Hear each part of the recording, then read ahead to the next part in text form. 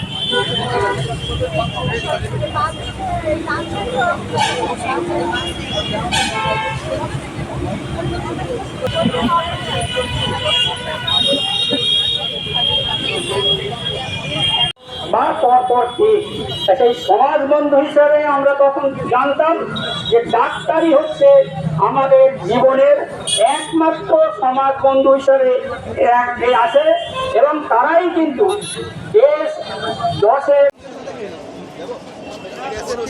রবিবার হাসপাতালে আউটডোর বন্ধ, এখানে ডাক্তার দেখালেন কিসের জন্য, কি ডাক্তার দেখালেন কিসের জন্য?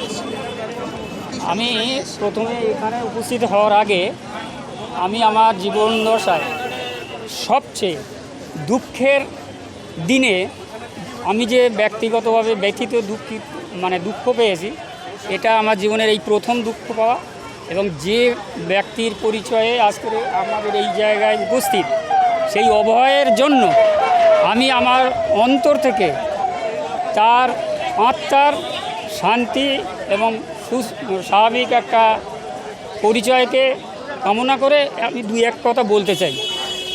এইবারে আমি এখানে আমার পথ চলতে দেখলাম আজকের এইখানে এই ডাক্তারবাবুরা বসে আছে, যেটা আমাদের জীবনের কাম্য ছিল না।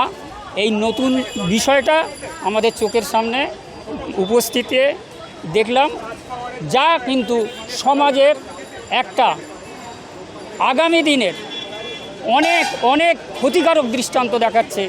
এই সরকারের কুকর্মের পরিণতি এটা। আমি ডাক্তারবাবুকে দেখিয়েছি, আমি যে পরিষেবা পেয়েছি এটা বলা যায় এদের সাধুবাদ দেওয়া উচিত। এরা এদের জীবনে যে কৃতকর্ম করতে এসেছে সেটা অনেক অনেক সমাজের কাছে অনেক বড় ধরনের কাজ তারা করত, সেখান থেকে তাদের মনটাকে চ্যুত করে আজকের এইখানে তাদেরকে উপস্থিত করিয়েছে। আমার নাম গণেশচন্দ্র কর্মকার। কোনো চিকিৎসক নেই, বন্ধ ডাক্তার, কোথায় ডাক্তার দেখালেন? এইখানে দেখানো। এটা কি কারণে হয়েছে জানেন? এই আর্জিকাল যে মেয়েটার উপর অত্যাচার, সেই কারণে হয়েছে। সেই কারণে হয়েছে। এই যে চিকিৎসকরা আন্দোলন করছে বা করছে, এটাকে আপনারা সমর্থন করছেন? হ্যাঁ। কি চাইছেন আপনারা? যে যারা করেছে তাদের শাস্তি হওয়া দরকার। শাস্তি হওয়া দরকার। এখানে এসে তো চিকিৎসা করালেন, ওষুধও দিল, কোনো টাকা পয়সা লেগেছে? না, পুরো ফ্রিতেই হয়েছে। ফ্রিতেই করছে। কোথাও গিয়ে বলা হচ্ছে চিকিৎসকরা কাজ করছে না, আন্দোলন করে যাচ্ছে সারাদিন, তার কারণে রোগীদের অসুবিধা হচ্ছে। আপনারা তো এখানে আসলেন, পরিষেবা পেলেন? হ্যাঁ। কি নাম আপনার? আমার নাম রাখি পাত্র।